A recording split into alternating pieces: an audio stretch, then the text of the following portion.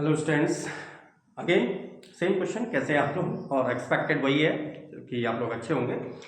And last lecture हमारा maths का रहा था। अब हम वापस अपने फिजिक्स में आ रहे हैं क्योंकि हमें we have to continue both of the subjects. हमें दोनों ही सब्जेक्ट्स कंटिन्यू रखने हैं। और मैंने आपको पहले भी बता चुका हूँ कि मैं यहाँ पर ग्रेजुएशन लेवल और पोस्ट ग्रेजुएशन भी लेवल आएगा, स्पेशली इन फिजिक्स, लेकिन it will take some time. और इंटरमीडिएट लेवल पर भी हम काम करेंगे, लेकिन भाई देखिए थोड़ा बहुत समय तो लगता है। हाँ, लेकिन मैंने जो पहले भी बोल चुका हूँ, अभी दोबारा रिपीट कर रहा हूँ कि भाई मैं अपनी तरफ से पूरी कोशिश करता हूँ कि जितना मैं कर पाऊँ, जितना अपना बेस्ट मैं अपना दे पाऊँ। और इसके बावजूद भी अगर आपको कहीं पर कंफ्यूजन होता है तो आप मुझसे पूछिए, ठीक है? तो हमारा जो लास्ट टॉपिक रहा था फिजिक्स में, जो हमने मैकेनिक्स में स्टार्ट किया था, scalar and vector triple product, उसमें हमने वेक्टर ट्रिपल प्रोडक्ट की कुछ प्रॉपर्टीज एक्सप्लेन करी थी। आज हम बात करेंगे, क्योंकि स्टार्टिंग में ही जब मैंने आपको ये दोनों प्रोडक्ट को एक्सप्लेन किया था तब मैंने आपको बोला भी था कि स्केलर ट्रिपल प्रोडक्ट और वेक्टर ट्रिपल प्रोडक्ट के कई एप्लीकेशंस और कई इसके न्यूमेरिकल्स हैं जो एग्जाम में पूछे जाते हैं, जिसमें से मैंने एक न्यूमेरिकल अभी लिया हुआ है। आज हम उसके न्यूमेरिकल्स पर डिस्कस करेंगे और फिर थोड़ा सा आगे बढ़ के थोड़ा सा वर्क करेंगे, अगर पॉसिबल इतना रहा आज तो। लेकिन हमारा पहला टारगेट है कि आज उसके उस पर बेस्ड जो न्यूमेरिकल्स तो मोस्टली एग्जाम्स में आते हैं, कई कंपटीशन एग्जाम्स में पूछे गए या उनका रिजल्ट आउटपुट आपको पता होना चाहिए, तो वो मैं यहाँ पर लेके चल रहा हूँ, ठीक है? तो मैंने ऊपर से मेन हेडिंग में तो डाला ही है based on scalar and vector triple product, जो मैंने पहला लिया हुआ। देखो पहले आपसे क्या कह रहा है कि अगर ए बी सी डी कोई 4 वेक्टर्स हैं, देन वेरीफाई दीज आइडेंटिटीज, इन आइडेंटिटीज को वेरीफाई कर दीजिए। देखें हम पहला ले रहे हैं वेरिफिकेशन ऑफ फर्स्ट। इसमें सिंपल सा है, देखिए आप ये सोचेंगे कि हमने तो ट्रिपल प्रोडक्ट पढ़ा था, चाहे वो स्केलर में हो चाहे वेक्टर क्वांटिटी में हो, लेकिन यहाँ पर हमारे पास कितने वेक्टर्स हैं? There are 4 vectors. यहाँ पर हमारे पास 4 वेक्टर्स हैं, ए बी और सी डी। तो फर्स्ट पार्ट को अगर हम वेरीफाई कर रहे हैं तो taking LHS, that is A cross B dot C cross D. लेकिन हमने क्या पढ़ा था? वी हैव रेड, हमने केवल 3 वेक्टर्स के लिए पढ़ा है। 3 वेक्टर्स के लिए हमने क्या पढ़ा है?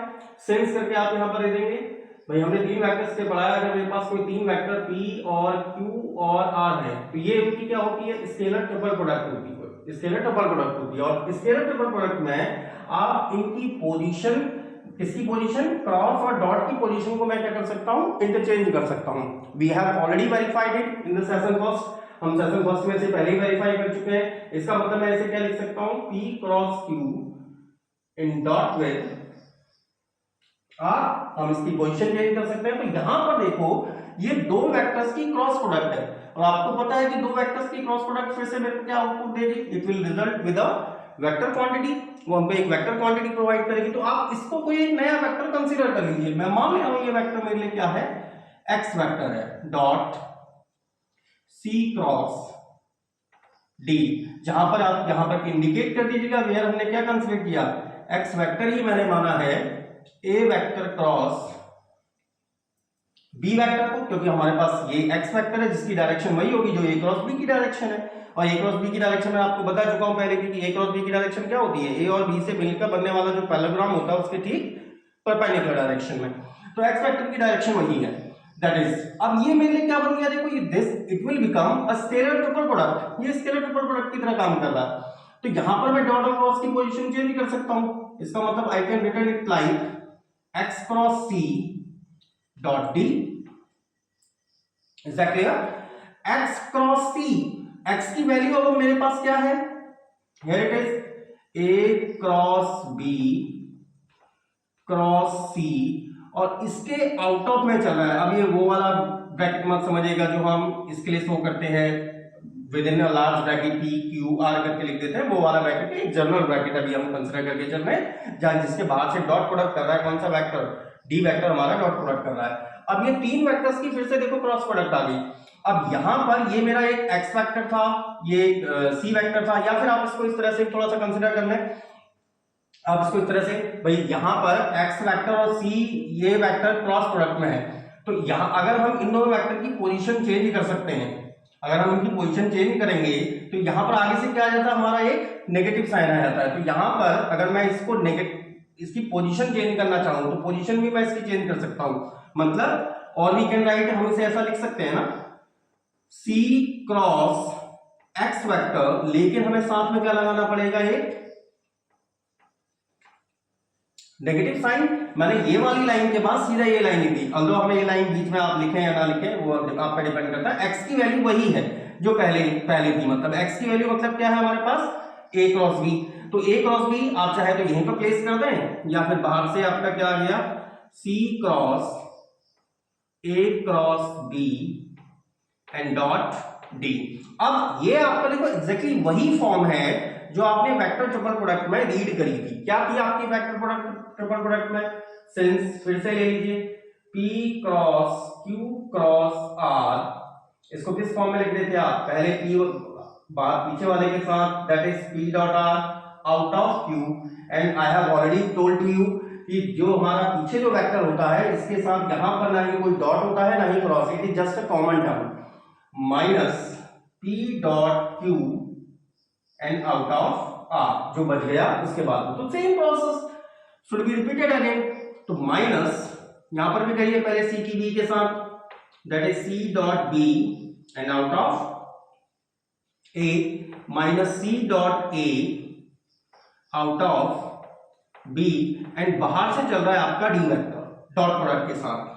तो ये अंदर साइन कर दें इसे माइनस साइन को, दैट इज माइनस का C डॉट B, और इसको डॉट प्रोडक्ट के साथ अंदर ले लीजिए A डॉट D, और ये वाला माइनस मिलके plus, that is C dot A and B dot D। अब जो पॉजिटिव टर्म है इसको फ्रंट पे लिख लीजिए, ये पॉजिटिव टर्म मेरा क्या आ गया, C डॉट A को मैं A डॉट C भी लिख सकता हूं जिस तरह से फॉर्म में मुझे दिया गया है, क्योंकि इसका कारण क्या, x vector dot y vector dot product में आपका इंटरचेंज करने से कोई भी इफेक्ट, क्योंकि वो स्केलर डबल प्रोडक्ट है, इसको सॉरी स्केलर डबल प्रोडक्ट है, तो स्केलर प्रोडक्ट में आपके क्वांटिटी पर कोई भी चेंज नहीं आता। तो a dot c and b dot d with negative sign, इस c डॉट b को आप फिर से b डॉट c लिख सकते हैं, एंड आउट ऑफ में चल रहा है a डॉट d या फिर d डॉट a, और आई थिंक सो यही आपका राइट हैंड साइड आपको दी गई है। तो आई थिंक सो आपको सही से क्लियर हुआ होगा। अगर यहां पर जरा सा भी थोड़ा सा कंफ्यूजन हो रहा है कि x क्रॉस c, तो आप इस लाइन को ना लिख के सीधा सीधा डायरेक्टली ये वाली लाइन, मतलब यहां से डायरेक्ट आप इस लाइन पर पहुंच के सीधा कॉपी कर सकते हैं। तो आई होप पहला क्वेश्चन आपको सही से आ गया होगा, तो उसको इमीडिएटली और फास्टली थोड़ा सा कॉपी कर लीजिए ताकि हम सेकंड क्वेश्चन की तरफ चलें। तो आपका कॉपी हो गया होगा। अब चलते हैं अपने सेकंड वेरिफिकेशन की तरफ। तो that is verification of second. तो उसमें भी सेम प्रोसेस कर लीजिए, नथिंग स्पेशल, कोई स्पेशल वर्क तो है नहीं इसमें। तो a क्रॉस b, एक क्रॉस में दिया हुआ है आपको C क्रॉस B। अब हमने तो देखो फिर से मैं वही बात रिपीट कर रहा हूं, हमने वेक्टर ट्रिपल प्रोडक्ट में जब रीड किया था तो वेक्टर ट्रिपल प्रोडक्ट में हमने क्या चीज रीड करी थी, वेक्टर ट्रिपल प्रोडक्ट में हमने 3 वेक्टर्स की वेक्टर ट्रिपल प्रोडक्ट रीड करी है। यहां पर फिर से मेरे पास देखो कितने वेक्टर आ गए, 4 वेक्टर आ गए। तो मुझे सेक ऑफ कन्वीनियंस के लिए किसी एक को आप एक नेक्स्ट वेक्टर के फॉर्म में कंसीडर कर लीजिए। तो मैं यहां पर किनारे पे लिख दे रहा हूं कि मैं मान ले रहा हूं a क्रॉस b वेक्टर, ये हमारा p वेक्टर, और 2 वेक्टर की क्रॉस प्रोडक्ट एक वेक्टर होती है, that is well known by you all guys. तो इसको आप क्या लिख सकते हैं, p cross c cross b, since फिर से आपके पास condition p cross q cross r, क्या पढ़ा था आपने, p dot r and out of q, पहले बैक वाले के साथ, फिर जो रेस्ट मेरा रह गया वो वाली वैल्यू माइनस, फिर जो पहले पीछे वाले के साथ लिया था आगे वाले के साथ ले लो, that is p dot q and out of r। Same यही प्रोसेस यहां अप्लाई कर दीजिए, that is p dot d out of c minus p dot c and out of that is d। अब जो p आपने consider किया था starting में a क्रॉस b, उसी वैल्यू को यहां पर रिप्लेस कर दीजिए, that is a cross b dot d। यहां पर देखो ना ही कोई डॉट है ना ही कोई क्रॉस है, माइनस p की वैल्यू थी a cross b dot c और out of that is d। आप इसको चाहो ब्रैकेट में लिख लो, कोई स्पेशल वो नहीं है। अच्छा, ये आपका जो शायद आई थिंक तो आपको यही फॉर्म में आपको रिप्रेजेंट किया गया है, लेकिन इसने पोजीशन चेंज कर दी है। कैसे? तो फिर से वही चीज आपने जो रीड करी थी कि आपका जो स्केलर ट्रिपल प्रोडक्ट था, स्केलर ट्रिपल प्रोडक्ट में आप क्या कर रहे थे, x dot y cross z। इसमें स्केलर ट्रिपल प्रोडक्ट में अगर तीन vector x vector y vector और z वेक्टर है तो इसमें हम क्या कर पा रहे थे, इनकी पोजीशन चेंज कर पा रहे थे। किस किस की? डॉट और क्रॉस की।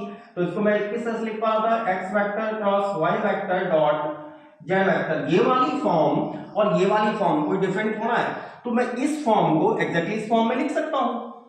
इसका मतलब that can be done as a dot b cross b and out of c, here neither here is a dot nor is here is a cross, minus इसको क्या लिख सकते हैं आप, a dot b cross c and d and our result has been obtained, और हमें आपका क्या मिल गया, आपका रिजल्ट प्राप्त हो गया है। तो इसको कॉपी कर लें फटाफट, फिर हम इसके उसमें अगले वाले में नेक्स्ट क्वेश्चन में आगे फॉरवर्ड इंक्रीज करते हैं।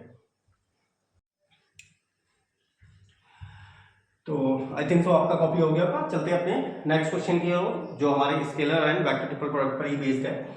तो सेकंड क्वेश्चन आपसे क्या कह रहा है, देखो verify a cross b cross b cross c, और यहां पर मैं जितने भी क्वेश्चंस लेके चल रहा हूं, all the questions has already asked in the examination. सभी क्वेश्चंस एग्जाम में पूछे गए हैं, कई यूनिवर्सिटी में पूछे गए हैं, कई बीटेक स्टूडेंट्स में की जो स्टूडेंट्स होते हैं उनकी एग्जाम्स में पूछे गए हैं। तो मैं सारे कंपलसरी क्वेश्चंस ले रहा हूं, पहले सिंपल वे में स्टार्ट करें, फिर उसको थोड़ा सा हम लॉन्ग वे में स्टार्ट करेंगे।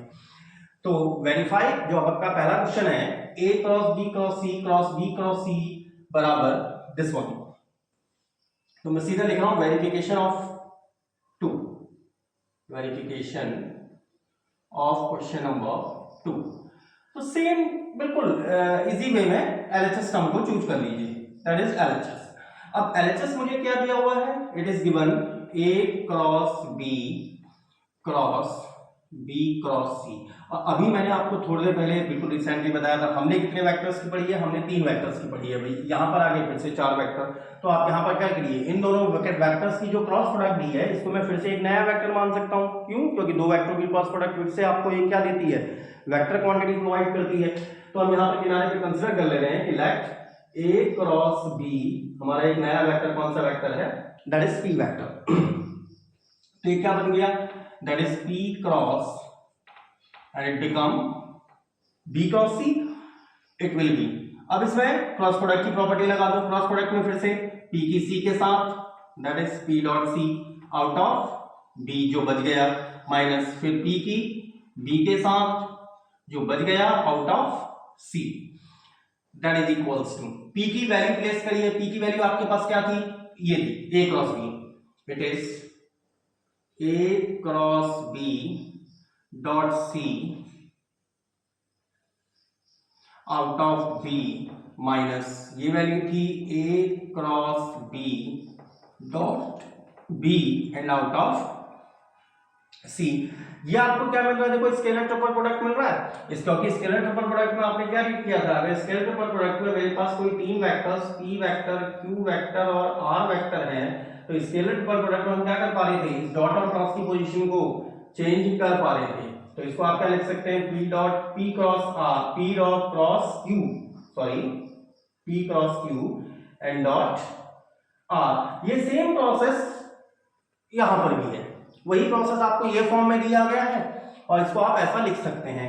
इसका मतलब इसे आप क्या लिख सकते हैं, this can be written as a dot b cross c, ये सिंपल वाला bracket out of b, minus इसे क्या लिख सकते हैं, a dot b cross b out of c। ये जो मुझे आउटपुट चाहिए, आप चाहें तो इसे a b और c लिख सकते हैं, क्योंकि मैं आपको पहले ही बता चुका हूं स्केलर ट्रिपल प्रोडक्ट जिसको हम a dot b cross c की फॉर्म में रिप्रेजेंट करते हैं, या फिर p dot q cross r, इसको कैसी फॉर्म में लिखा जा सकता है, इसको आप सिंपली इस तरह से भी लिख सकते हैं p q r की फॉर्म में। तो मैंने उसी फॉर्म में लिख दिया इसे, एंड आउट ऑफ में चल रहा है b, माइनस इसे क्या लिखेंगे, it can be done as a b b and out of c. अब आपको पता है ना कि अगर इस स्केलर ट्रिपल प्रोडक्ट के अंदर कोई भी दो vector either they are equal और they are identical, then its value become zero. तो उसकी वैल्यू क्या हो जाती है मेरी, जीरो हो जाती है। देन डेफिनेटली दिस वैल्यू जो ये मेरा सेकंड टर्म आ रहा है, सेकंड टर्म की वैल्यू मेरी एग्जैक्टली क्या हो जाएगी, जीरो हो जाएगी। Then we will have only one term left, that is the first term. जो हमारे पास केवल एक ही टर्म बचेगा, वो हमारे पास क्या रह जाएगा, A B C and out of B. और इसको चाहें आप इस फॉर्म में लिख सकते हो, क्योंकि ये बी मैंने आपको क्या बताया था, ना ही डॉट है ना ही क्रॉस है, तो इसको चाहे आप आगे लिखो चाहे पीछे लिखो ए। अब आप डॉट प्रोडक्ट की फॉर्म में लिख रहे हैं, तो जिस तरह से आपको दिया गया है उस तरह से उसके लिख दीजिए। और यही आपका क्या दिया हुआ है, आपको आरएचएस दिया गया है। तो आई थिंक सो आपके सही से क्वेश्चन समझ में आ गया होगा। अब चलते हैं अपने वेरिफिकेशन ऑफ थर्ड की तरफ।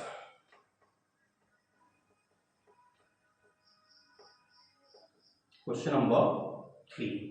अच्छा 3 में देखो क्या कह रहा है, find the volume of a rectangular parallelopiped. एक ऐसे रेक्टेंगुलर पैरेललोपाइपेड का वॉल्यूम निकालो व्हिच कोटरमिनस एज आर, जिसकी कोटरमिनस एज, और कोटरमिनस एज मैंने आपको बताई भी थी। कोटरमिनस एज कहने का मतलब क्या होता है, ऐसी एज, एडजेसेंट एज भी बोल सकते हैं आपसे, जिन जो कहां से स्टार्ट होती है, एक ही ओरिजिन से स्टार्ट होती है। मतलब एक ऐसा रेक्टेंगुलर पैरेललोपाइपेड, मतलब इसको सोच के एक आप अपने दिमाग में क्या बना लो, एक क्यूबॉइड बना लो। भाई एक फेस ये हो गया, एक फेस ये हो गया, एक फ्रंट वाला फेस, एक बैक वाला फेस, ऊपर फेस और एक नीचे फेस, पूरा मैं क्यूबॉइड कंसीडर कर सकता हूं। अगर मैं इसको ओरिजिन मान रहा हूं तो X axis, Y axis, Z axis, तीनों डायमेंशंस क्या हैं, कोटरमिनस एज है।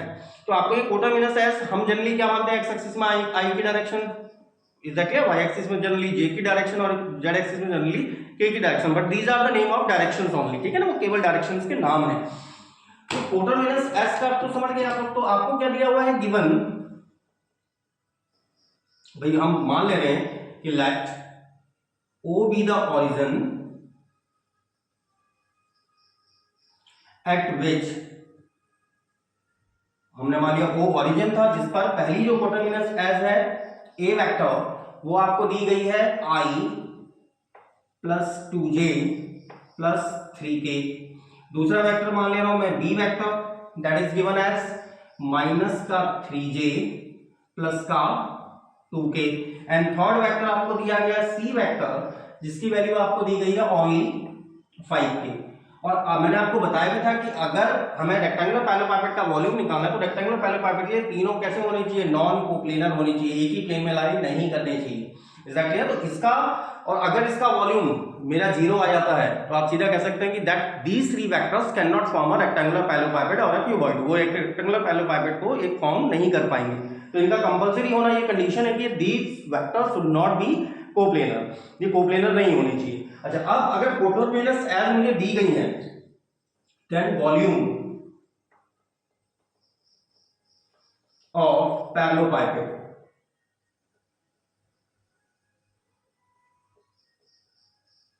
ये क्या होता है आपके पास, that is A vector, B vector and C vector. और इसी को आप चाहो ऐसे लिख लो, ए डॉट बी क्रॉस सी।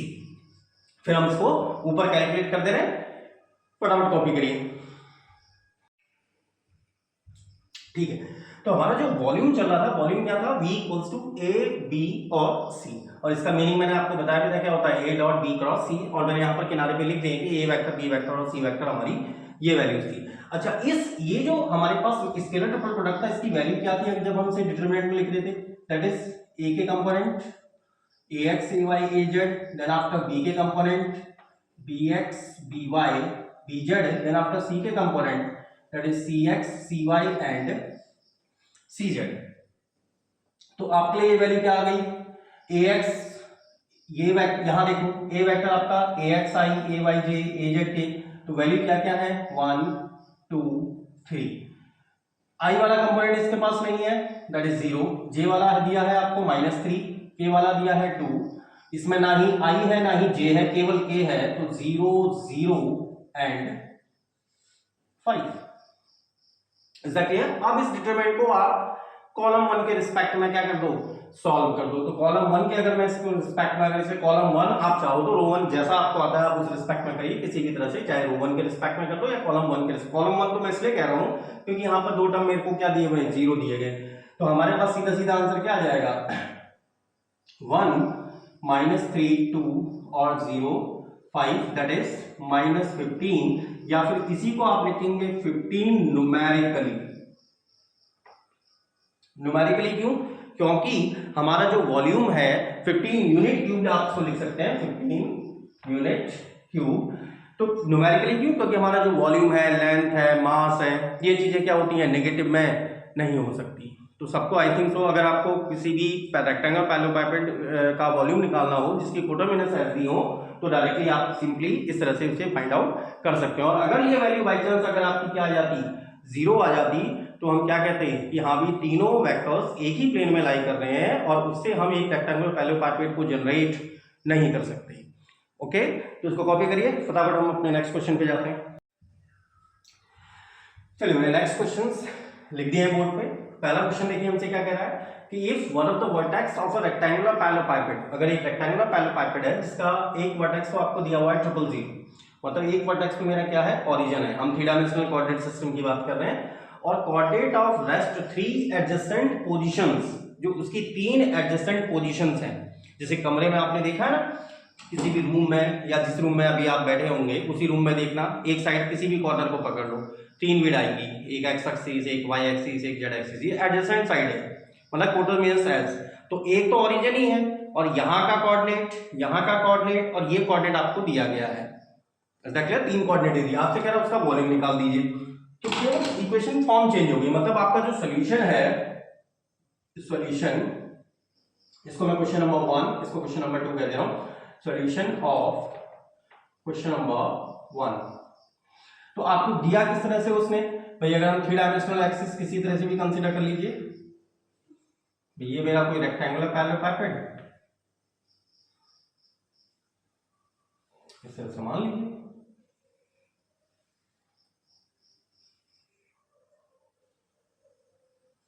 ये आपका कोई भी एक रेक्टेंगुलर पैरेललोपाइपेड है जिसका एक पोजीशन तो O है, सारी बात के एक पोजीशन। अब एक्स एक्सिस कहां की तरफ है, वाई एक्सिस कहां की तरफ है, या जेड एक्सिस कहां की तरफ है, मान ये तो हम कहीं को भी कंसीडर कर सकते हैं। मान लो ये एक्स एक्सिस थी, ये आपकी वाई एक्सिस थी, और ये आपकी जेड एक्सिस थी, और ये तीनों एक्सिस है, लेकिन इसका एक वर्टेक्स को आपको क्या दिया हुआ है, 000। ये वाला तो O ओरिजिन है। 3 जो एडजेसेंट पोजीशन के दिए गए, एडजेसेंट पोजीशन का एक तो ये कौन सा कोऑर्डिनेट चला गया, ये वाला, दैट इज 10 -5 और 3, एक ये जा रहा है एडजेसेंट, दूसरा एडजेसेंट ये वाली पोजीशन पे जा रहा है, दूसरा पोजीशन कौन सा दे दिया, 3 -4 7, तीसरा एडजेसेंट यहां की तरफ दे दिया आपको y एक्सिस के अराउंड, दैट इज -5 -6 और -3। तो इनको आप कंसीडर कर सकते हैं। भाई ये अगर मुझे तीनों एडजेसेंट साइड के कोऑर्डिनेट पता है तो मैं वेक्टर तो इजीली फाइंड आउट कर सकता हूं ना। मैं ए वेक्टर अगर निकाल दूं, इसको मान ले रहा हूं ए वेक्टर, इस वाले को मान ले रहा हूं ये बी वेक्टर है, और इस वाले को मान ले रहा हूं सी वेक्टर है। सो लेट या इफ 10 -5, 3, 3 -4, 7 एंड तीसरा आपको दिया था -5, -6, -3 are coordinate of adjacent position of origin of 000। देन तो ए वेक्टर आपके लिए क्या हो गया, ए वेक्टर की पोजीशन क्या है, ये वाला वेक्टर चाहिए मुझे, इसके कोऑर्डिनेट है 3 -4 7, इसके कोऑर्डिनेट है 000, तो इस वाले में से ये वाला माइनस करके लिख लीजिए, दैट इज 3 - 0 I, फिर सेकंड है माइनस का 4j, दैट इज 7 की, जो आपने इंटर में पढ़ा होगा। ए बी वेक्टर अगर मुझे निकालना है तो बी का जो पोजीशन है उसके कोऑर्डिनेट माइनस कर दो ए के कोऑर्डिनेट से, सेम वही प्रोसेस करिए। मुझे ए वेक्टर निकालना तो ये इसके कोऑर्डिनेट माइनस करें 000, तो 000 से सब्ट्रैक्ट करने का कोई फर्क तो पड़ा नहीं। ऐसे ही बी वेक्टर हमारे क्या हो जाएगा, that is -5 5 -6j -3k, and C vector it is यहां ऊपर ले लीजिए, दैट इज 10i माइनस का 5j और प्लस का 3k। सो वॉल्यूम ऑफ पैरेललोपाइपेड तो पहले पाइपेट का वॉल्यूम क्या हो जाता है हमारे पास, that is A vector, B vector and C vector which is, पहले ए के कंपोनेंट बोलिए, दैट इज 3 -4 एंड 7, बी के कंपोनेंट -5 -6 -3, सी के कंपोनेंट 10 -5 एंड 3। अब इसमें आपके देखो, आप ये आप पे डिपेंड कर रहा है, आप चाहो तो डिटरमिनेंट की यहाँ पर प्रॉपर्टी अप्लाई कर लो, उस तरह से भी सॉल्व कर सकते हैं, या फिर आप डायरेक्ट वे में सॉल्व कर सकते हैं, क्योंकि ये 3x3 का डिटरमिनेंट है, कोई बहुत लार्ज डिटरमिनेंट तो है नहीं कि जिसमें मुझे बहुत ज्यादा प्रॉपर्टीज अप्लाई करने की जरूरत पड़े, तो हम इसको सिंपल वे में भी सॉल्व कर सकते हैं। दैट इज 3 करिए क्रॉस मल्टीप्लाई, माइनस का 18 और माइनस का 15, 3 माइनस का 18 माइनस का 15 -4, दैट इज माइनस का 30 प्लस का 15, this one plus का 7 and here it is 25 plus 60, it will become, तो ये कितना हो गया, 15 to the 30 33, तो ये रहा तो 99, और यहां पर आपका माइनस का 15 -15 into 4 60, और 25 और 60 ये हो गया आपका 7 into 5 and 85, 85, तो दैट इज माइनस का 99 प्लस का 60 और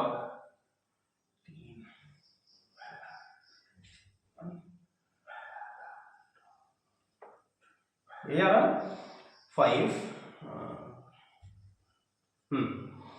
तो कर दो इसे ऐड, दैट इज 100 माइनस कर दो तो 495, तो 495 496 और प्लस 60,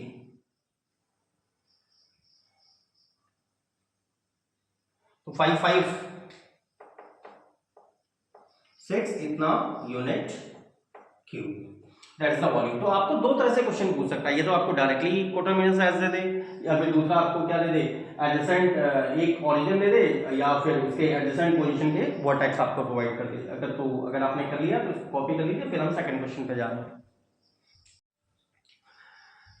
ठीक है, देखिए अब क्वेश्चन नंबर 2 में क्या कह रहा है, क्वेश्चन नंबर 2 में आपसे कह रहा है कि अगर ये वाला वेक्टर, ये वाला वेक्टर और ये वाला वेक्टर एक ही प्लेन में हो, तो मैंने आपको जो पहले समझाया था, अगर मेरे कोई तीन वेक्टर एक ही प्लेन में अगर एग्जिस्ट कर रहे हैं, then definitely they can not form a rectangular parallelopiped. और अगर वो रेक्टेंगुलर पैरेललोपाइपेड फॉर्म ही नहीं कर सकते, इसका मतलब उनसे मिलकर बनने वाले रेक्टेंगुलर पैरेललोपाइपेड का हमारा जो वॉल्यूम होगा, that will automatically will become 0।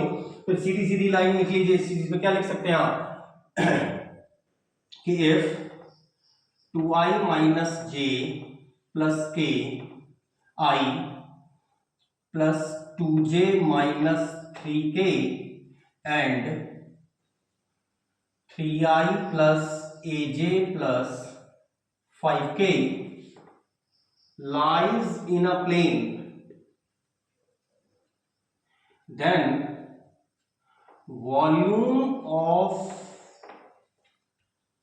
rectangular parallelepiped formed by these three vectors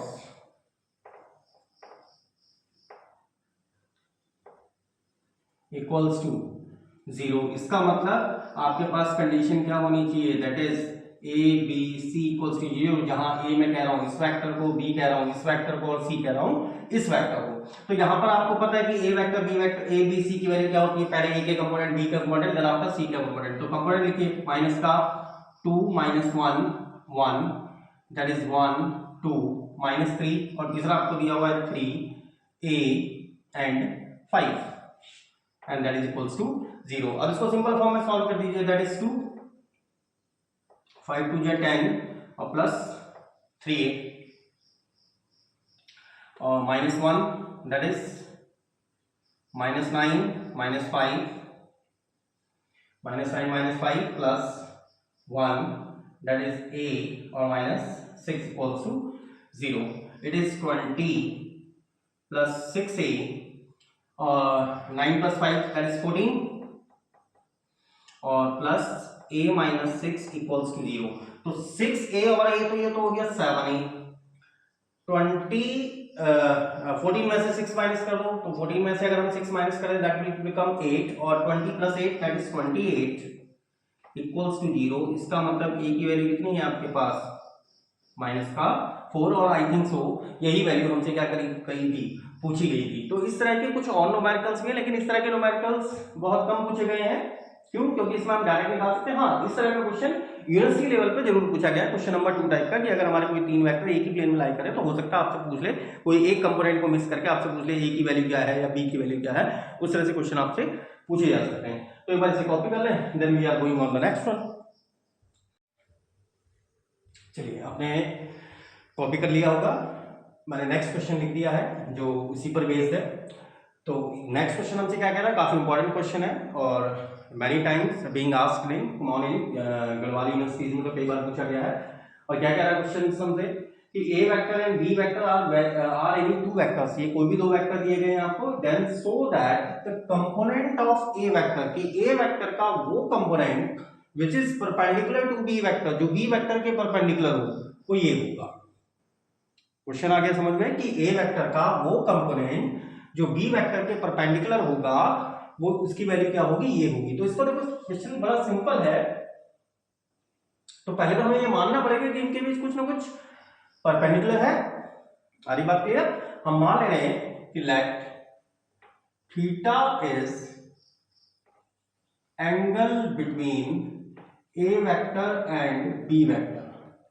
तो पहले तो आप लोग ये समझ पा रहे हैं क्वेश्चन आपसे क्या कह रहा है। जैसे अगर ये मान लीजिए, देखो पहले तो क्वेश्चन को ही समझो, पहले क्वेश्चन आपको पहले तो प्रॉपर्ली समझ में आ रखिए, देन आफ्टर ये हम उस पर काम कर पाएंगे कि a वेक्टर का वो कंपोनेंट जो b वेक्टर के परपेंडिकुलर हो। मान लो ये a वेक्टर है, ये b वेक्टर है, क्लियर? और हमने इनके बीच का एंगल क्या मान लिया, थीटा कंसीडर कर लिया। तो b वेक्टर के परपेंडिकुलर कंपोनेंट तो ये वाला हुआ ना, इधर वाला। तो मुझे कौन से कंपोनेंट को फाइंड आउट करना है, मुझे फाइंड आउट करना है ये वाला कंपोनेंट कितना है। इतनी क्वेश्चन आ गया था समझ में कि ए वेक्टर का, so that component of A vector का वो कंपोनेंट जो बी वेक्टर के परपेंडिकुलर जाए, जो परपेंडिकुलर जाए उस कंपोनेंट को फाइंड आउट करो, वो कंपोनेंट की वैल्यू ये है। तो हमने क्या मान लिया, इनके बीच का एंगल ये है। अच्छा, थीटा अगर एंगल है तो जो आपने रिजोल्यूशन पढ़ा था, आरी बात क्लियर, जो रिजोल्यूशन पढ़ा है किसी भी वेक्टर थ्योरी में, कि अगर मेरे पास कोई ए वेक्टर है, भाई ए वेक्टर को बेसिकली आप अगर मैं दो कंपोनेंट में तोड़ना चाहूं, अगर ये ए वेक्टर है, यहां पर एंगल थीटा है, तो ये वाला कंपोनेंट कौन सा था, हॉरिजॉन्टल कंपोनेंट जो था इसका, that is a cos theta, और जो वर्टिकल कंपोनेंट था it was a sin theta. आगे बात क्लियर? ये a cos थीटा कंपोनेंट है किस दिशा में, इस वाली दिशा में। यहां को अगर मैं ये मान लूं b वेक्टर की दिशा b कैप है, जैसे ए वेक्टर को आप किस फॉर्म में लिखते हैं, ए वेक्टर को मैग्नीट्यूड इनटू डायरेक्शन, मतलब इसकी डायरेक्शन को, इधर जाने वाली डायरेक्शन को मैं ए कैप कह रहा हूं, दैट इज बी वेक्टर को मैं कह रहा हूं B cap, B cap.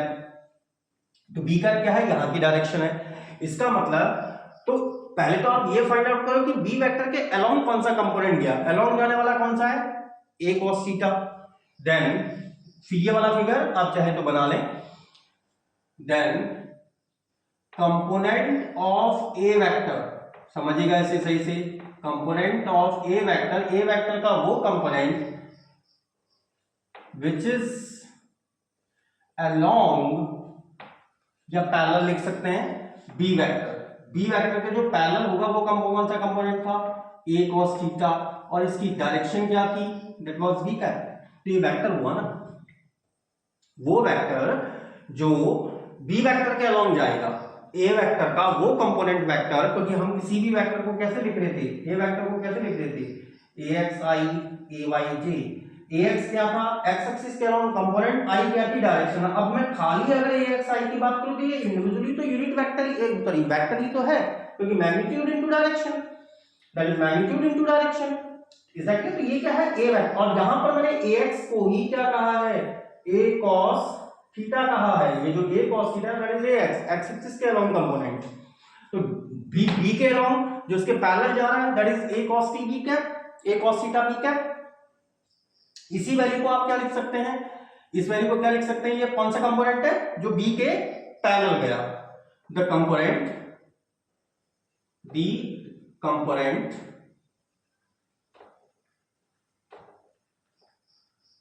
Parallel to b vector, ये वैल्यू थी मतलब उसके अलोंग जाने वाला a cos theta and b cap. अच्छा सिंस जो अभी आपने माना था बी वेक्टर ही क्या था, मैग्नीट्यूड इनटू डायरेक्शन, इसका मतलब मैं बी कैप को क्या लिख सकता हूं, B cap can be written as B vector upon B.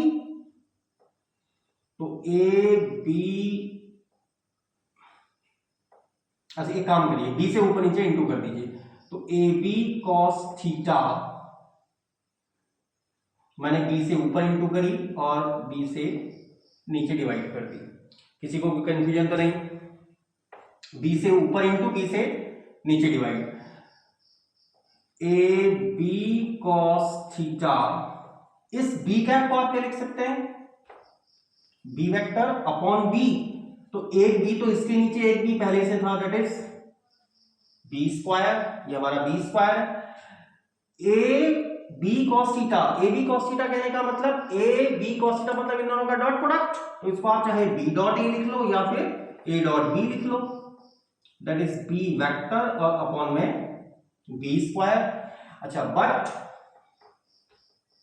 आपने क्या पढ़ा है भाई, जो ए वेक्टर था मेरा ये दो कंपोनेंट के इक्वल था, एक तो था ए एक्स आई जिसको ए एक्स किसके बराबर था यहाँ ए कॉस थीटा, आई मतलब ये वाली डायरेक्शन, यहां पर आई मेरा कौन सी डायरेक्शन हो गई, यहां को आई मेरी कौन सी डायरेक्शन हो गई, बी कैप की डायरेक्शन, तो आप इसे चाहो तो ऐसा लिख सकते हो बी कैप प्लस ए वाई जे, जे कैप किस कौन सी डायरेक्शन कह रहा हूं मैं, जो ठीक परपेंडिकुलर जा रही है, मतलब आई कैप अगर ये डायरेक्शन है मतलब यहां पर मेरा आई कैप और बी कैप दोनों बराबर है, एक ही डायरेक्शन को रिप्रेजेंट कर रहे हैं, जे कैप कौन सा हो गया वाई एक्सिस के अलोंग जाने वाला, ये वाई एक्सिस के अलोंग कंपोनेंट। मुझसे क्या पूछा गया था कि बी वेक्टर के परपेंडिकुलर कौन सा गया, तो बी वेक्टर के परपेंडिकुलर कौन सा है, ये वाला कंपोनेंट तो है a y j, so component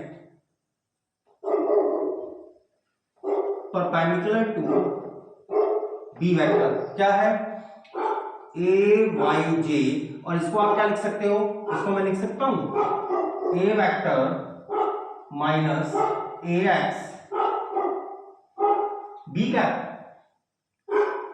और ये बात clear, a x b cap, a x b cap का मतलब क्या था, that is A vector a x क्या था मेरा a cos theta and b cap, A cos theta B cap ये है, देखो a cos theta B cap that is this one, तो ये मेरे लिए क्या बन गया a vector minus B vector dot A vector out of B vector upon B square. इस वैल्यू को और क्या लिख सकते हैं आप, क्या मिलेगा इसमें कॉमन ले लीजिए, it is 1 upon B square A vector B square minus B dot A out of B vector. अच्छा सिंस ये सारा इधर को मैं रफ में चल रहा हूं, सिंस आपने क्या पढ़ा है, आपने पढ़ा है कि x डॉट y वेक्टर होता है एक्स वाई कॉस थीटा, अगर मैं x वेक्टर की x वेक्टर के साथ डॉट प्रोडक्ट करूं इट इज x x, और x वेक्टर के साथ ही कितने का एंगल बनाएगा, that will definitely 0, it will be cos 0, it will be x square. तो इसका मतलब यहां पर जो मेरे पास ये b स्क्वायर टर्म आ रहा है तो इसको मैं क्या लिख सकता हूं b dot b, it can be written as 1 upon b square a vector b dot b minus b dot a and out of b vector, it is 1 upon b square. क्या ये वैल्यू जो दी गई है आपको वही है, check करो, b cross a cross b, b dot b बाहर से a, b डॉट a बाहर से b, यही आपको वेरीफाई करना है। तो आई थिंक सो आपके सही से समझ में आ गया होगा, अगर इसके स्टिल भी इसके बाद कंफ्यूजन है देन हम उसे फिर नेक्स्ट सेक्शन में लेंगे। तो आज के लिए न्यूमेरिकल सफिशिएंट है, एंड होप आप लोग एंजॉय कर रहे होंगे, आप लोग सब अच्छे होंगे और प्लस स्टडी प्रॉपर वे में चल रही होगी आप लोगों की। और अगर कोई कंफ्यूजन आता है तो डेफिनेटली मुझसे पूछिए। Till then good bye.